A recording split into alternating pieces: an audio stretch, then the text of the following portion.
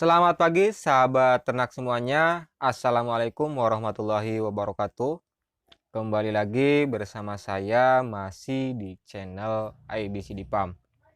Nah, pada kesempatan kali ini saya mau memanen anakan ikan nila di dalam kolam plastik. Di video sebelumnya kita sudah bahas bagaimana cara persiapan kolam plastik untuk memijahkan ikan nila, kemudian pemilihan indukan, dan sekarang ternyata di dalam kolam ini udah ada beberapa ekor yang sudah memijah ya teman-teman. Karena biasanya ikan nila itu tidak serempak dalam memijahnya ya. Kalau kita mengisi indukan sekitar 10 ekor jumlahnya. Nah, itu nanti tidak semuanya memijah teman-teman ya. Dan masa memijahnya juga itu beda-beda waktu. Jadi nanti anakannya itu tidak akan sama ya. Ada yang besar, ada yang kecil, dan bahkan ada juga yang baru netas. Nah, setelah airnya surut ya teman-teman, saya sudah buang airnya. Di sini dasarnya udah agak kelihatan. Coba kita cek ya teman-teman.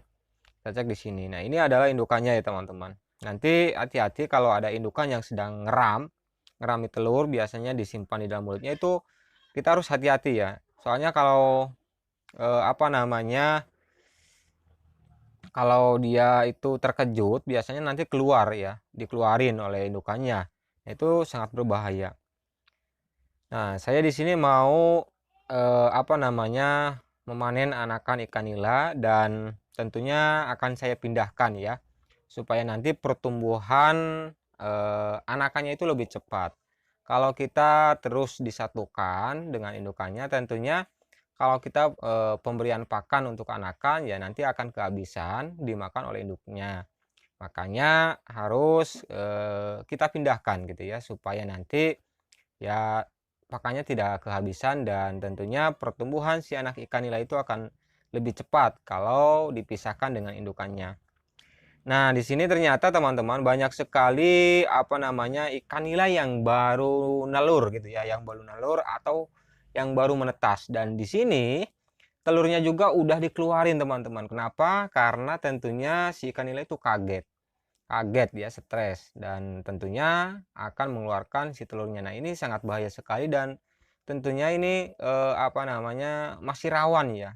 Kalau telur atau baby ikan nila yang masih diasuh oleh indukannya, yang masih disimpan di dalam mulutnya, itu sangat rawan, masih rawan. Kalau udah dikeluarin oleh indukannya ya itu udah apa namanya, nah ini telurnya teman-teman. Jadi banyak sekali telur ikan nila yang baru menetas ya, baru menetas, ini baru banget. Dan ini anakannya ada beberapa tahap di sini ya. Ada yang paling besar itu biji timun ya teman-teman. Nah, ini yang paling besar. Dan banyak juga di sini ternyata yang masih telur teman-teman ya. Itu eh, berisiko tentunya, sangat berisiko karena itu masih rawan ya. Seharusnya itu kalau masih telur itu seharusnya masih dirawat oleh indukannya. Jangan kita apa, kalau kita pisahkan ya tentunya sangat lebih baik, tetapi nanti jangan disatukan dengan ikan atau anakan ikan nila yang udah agak besar. Takutnya nanti ya dimakan oleh ikan nila yang anakan ikan nila yang udah agak besar. Tetapi karena ini tentunya tidak seberapa anakannya, sedikit, saya akan satukan saja ya teman-teman, karena tentunya akan membutuhkan banyak kolam kalau setiap generasinya kita dipisah-pisah gitu ya. Ini akan saya satukan saja. Nah, ini indukannya ya teman-teman, ini indukannya. Kalau ada indukan yang apa namanya, si mulutnya itu tidak mau dibuka ya, itu biasanya si indukan ikan nila itu sedang mengeram ya, mengerami telurnya di dalam, atau larva ikan nila yang masih dirawat oleh indukannya. Kalau sangat susah sekali, biasanya tidak akan apa namanya, mulutnya itu tidak akan terbuka ya, tidak akan terbuka. Itu salah satu ciri bahwa ikan nila sedang merawat apa namanya, merawat telur atau larva yang baru menetas atau hanya baru beberapa hari gitu ya. Nah, jadi sahabat ternak semuanya, untuk memijahkan ikan nila itu sangat mudah dan juga simpel gitu ya.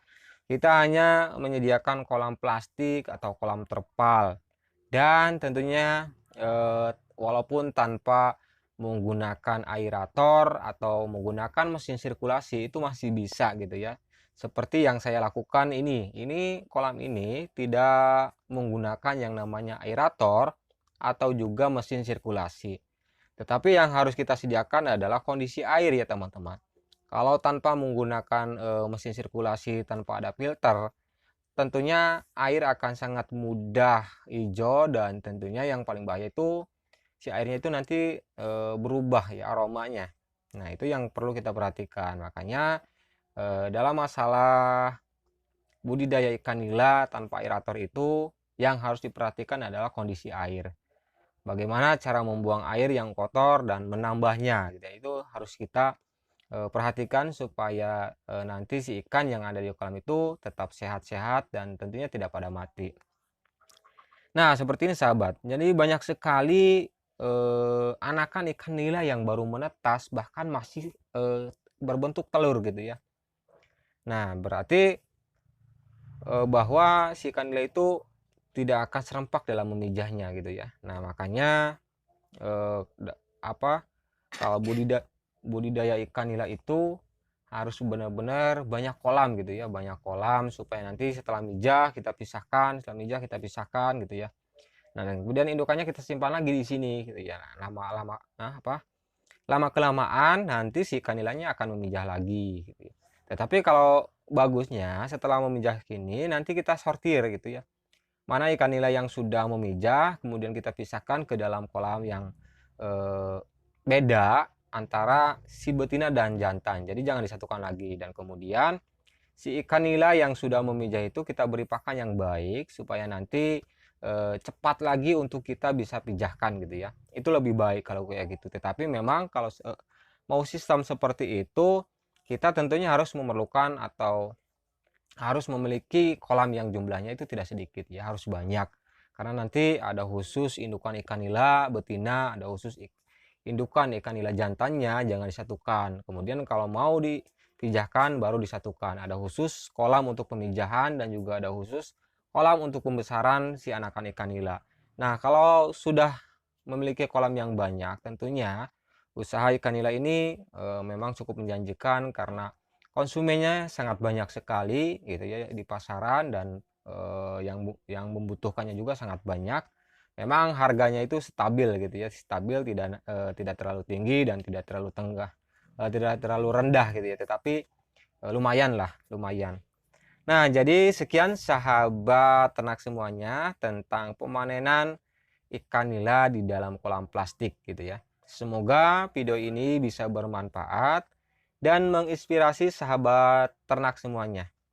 Dan jangan lupa dukung terus channel ABCD Farm dengan menekan tombol subscribe bagi yang belum dan juga tekan tanda loncengnya supaya nanti di kala ABCD Farm update terbaru videonya nanti sahabat ternak semuanya akan ada pemberitahuannya. Salam sukses dan salam sejahtera sahabat ternak semuanya. Wassalamualaikum warahmatullahi wabarakatuh.